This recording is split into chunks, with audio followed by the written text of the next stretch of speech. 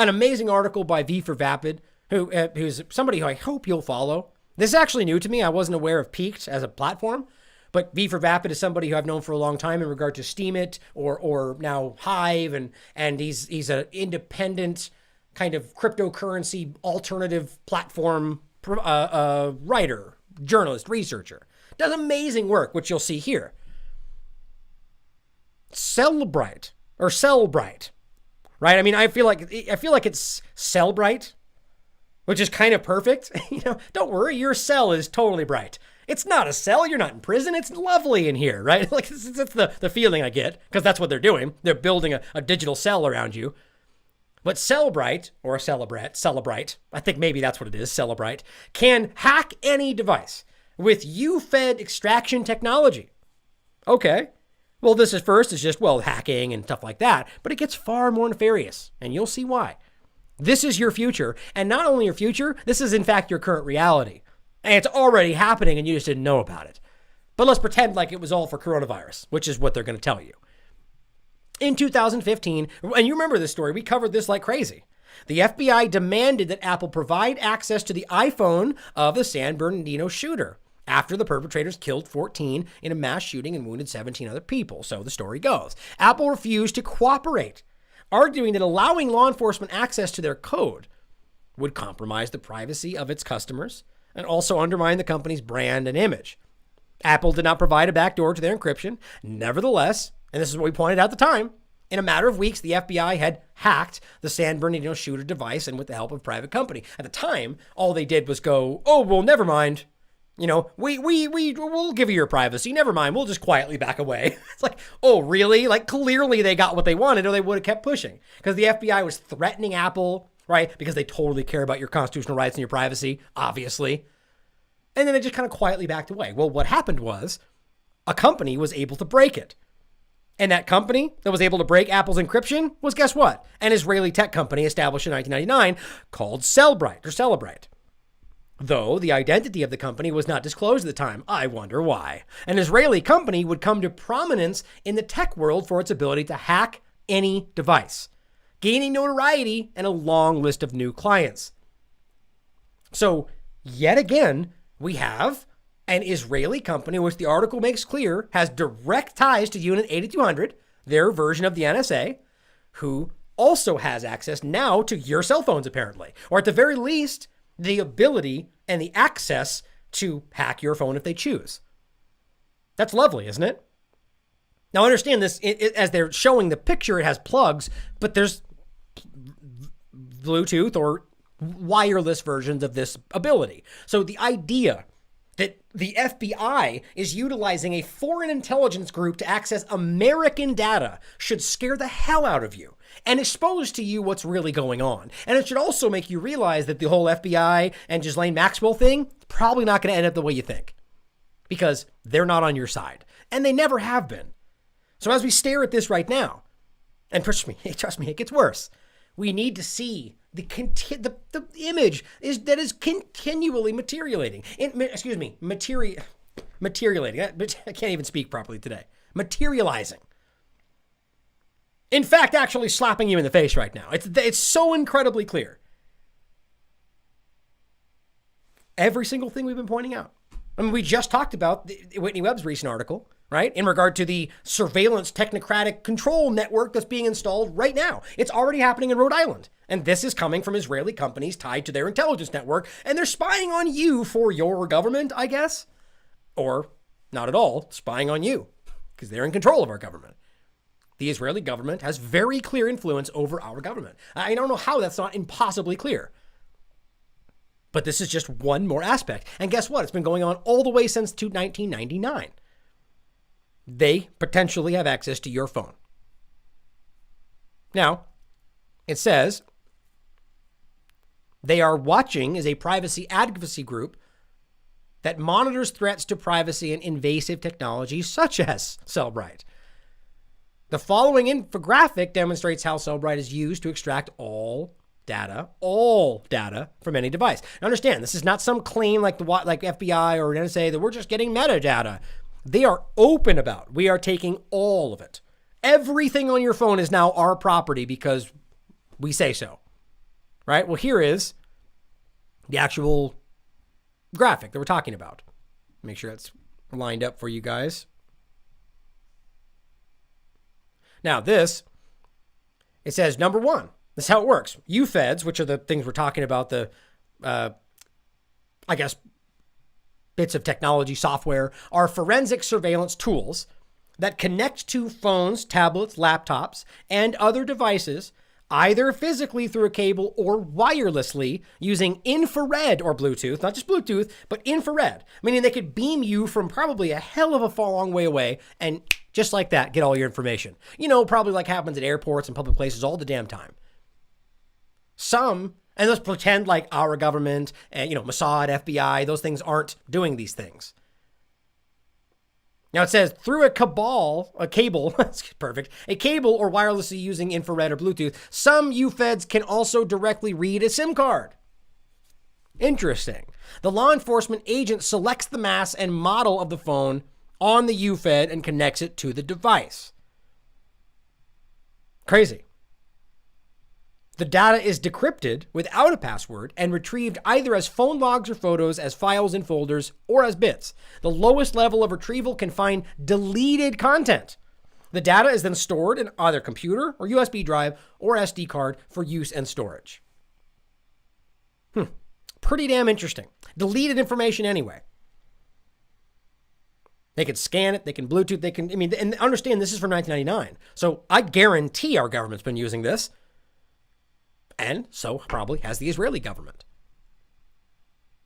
It's incredible. It really is incredible.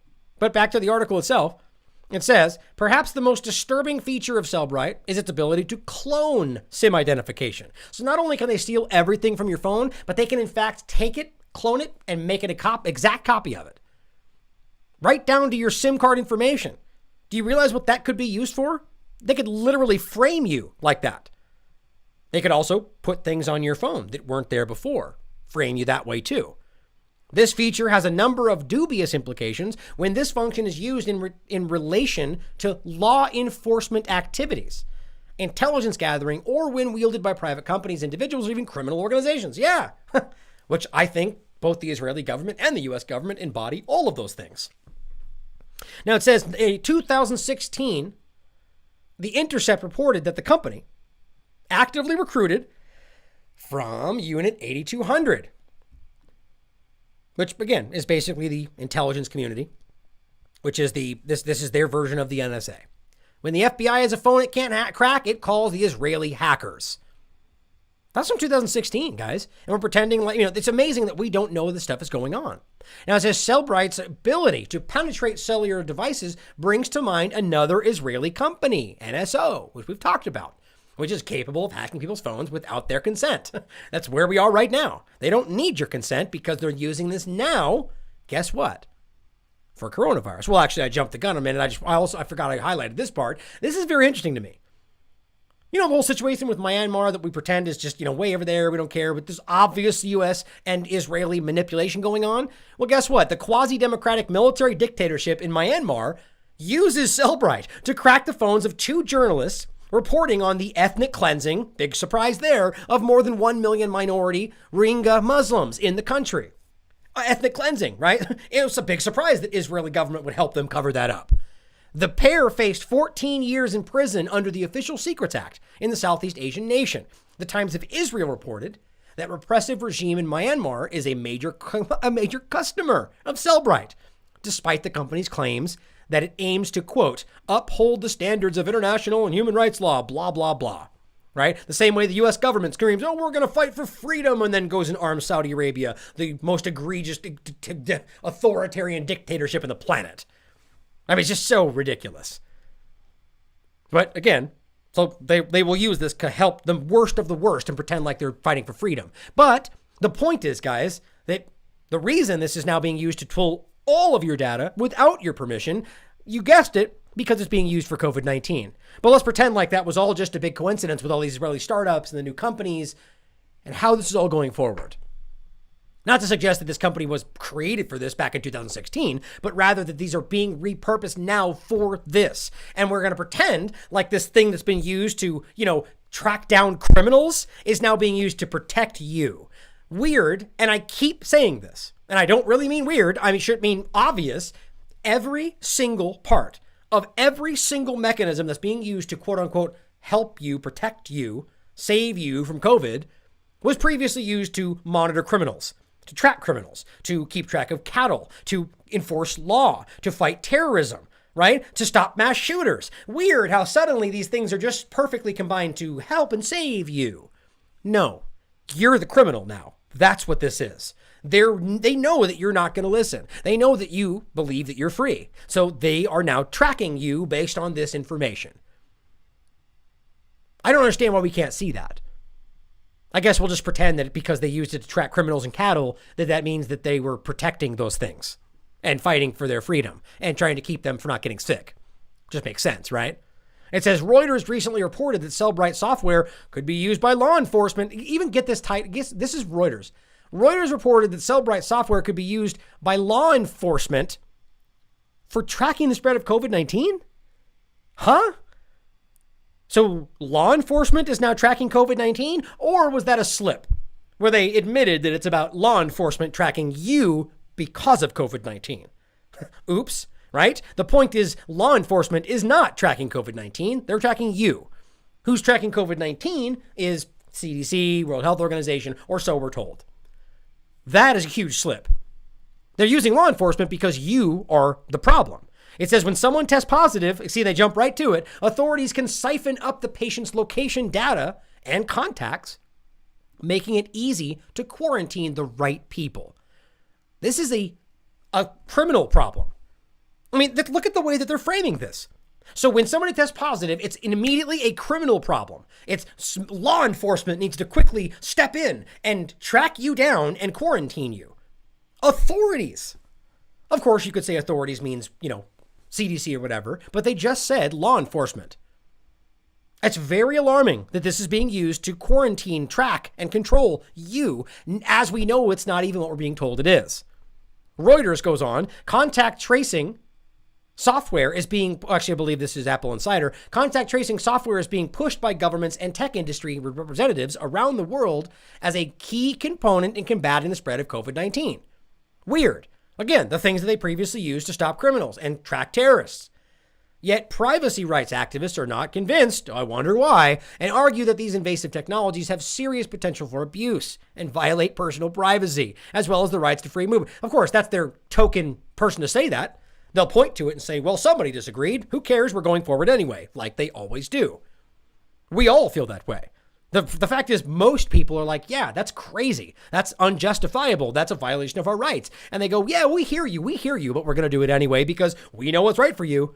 Right? Remember the people that we just talked about? The local officials who were saying, well, they just didn't listen to us in California. They just don't want to be governed anymore. Wag your finger, right? It's your fault. It's just insulting.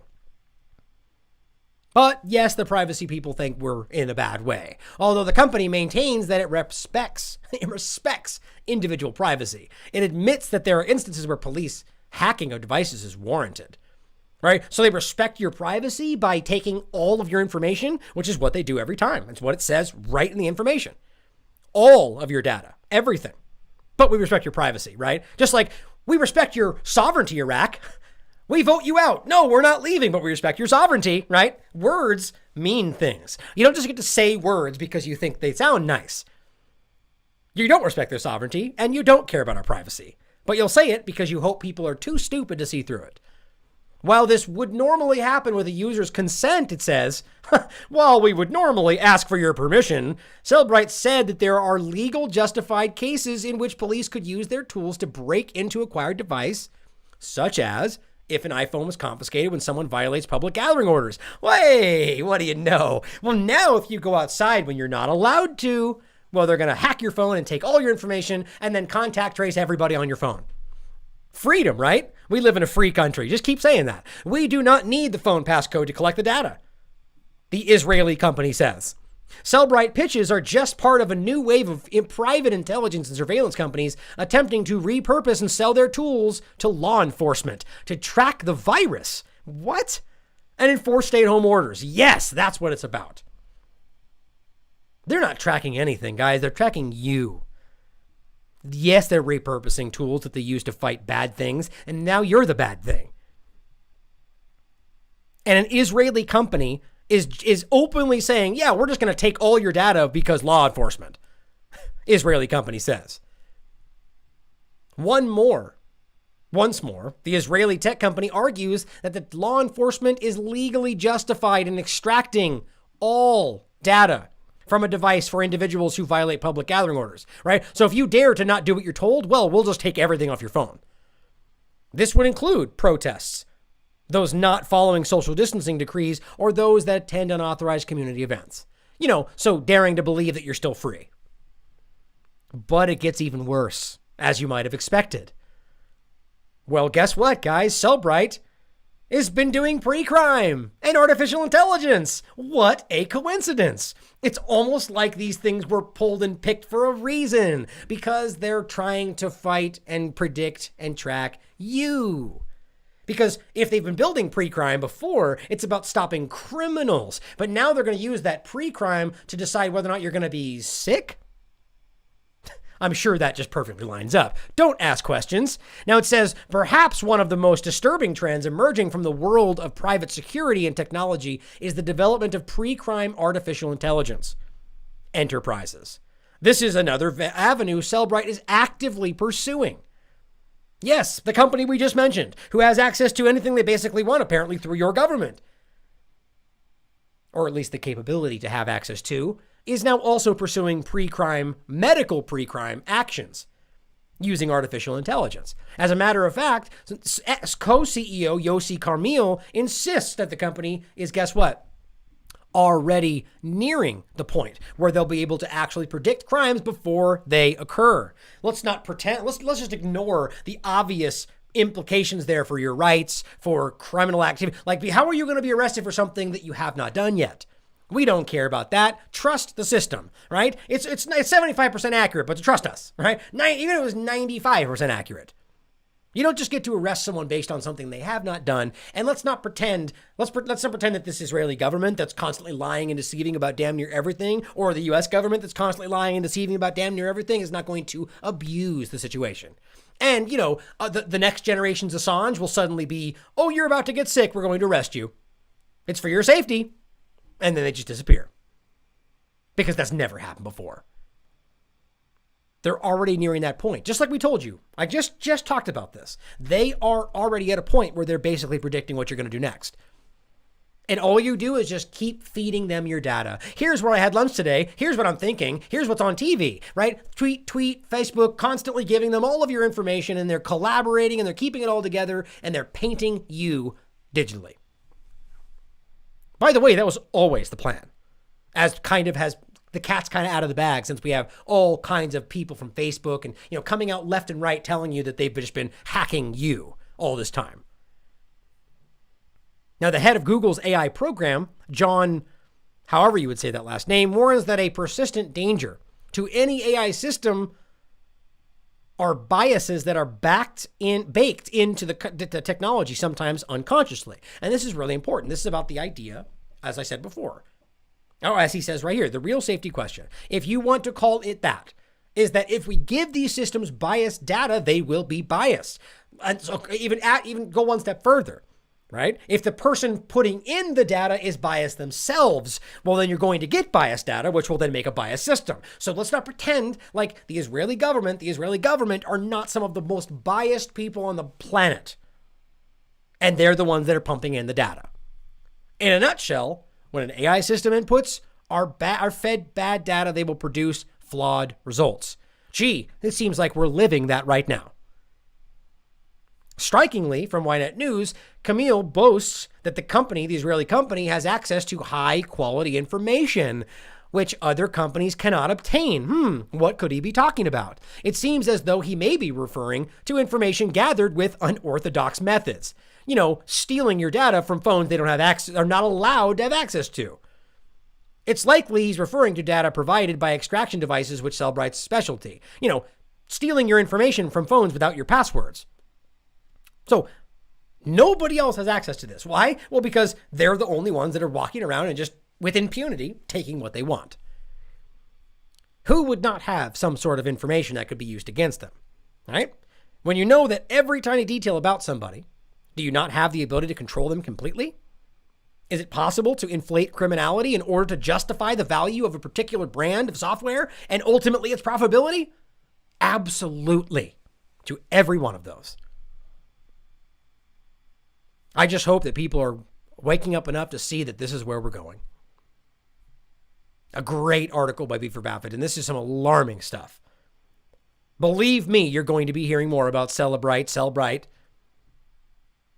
as they build that sell around you.